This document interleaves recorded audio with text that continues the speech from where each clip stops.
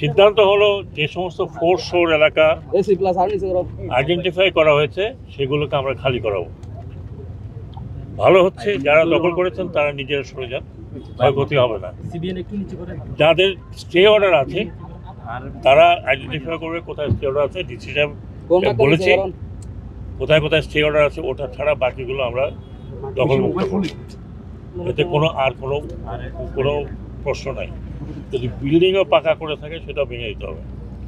অবৈধ দখল এখানে মুক্ত করা হবে, সেটার জন্য যা করা প্রয়োজন এই গভর্নমেন্ট তাই করবে।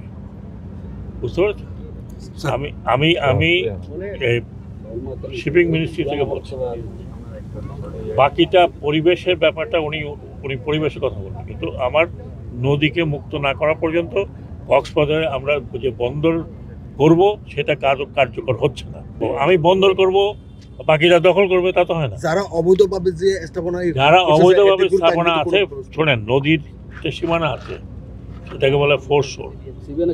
ফোর্স শোরটা অলরেডি গেজেট হয়ে আছে, সেটা আমাদের স্থানীয় প্রশাসনকে বলা হয়েছে ওটাকে আইডেন্টিফাই করে সেটা মার্ক করার পরে ওর ভিতরে যারা আছে অবৈধ দখলদার, প্রায়ই অবৈধ, তাদেরকে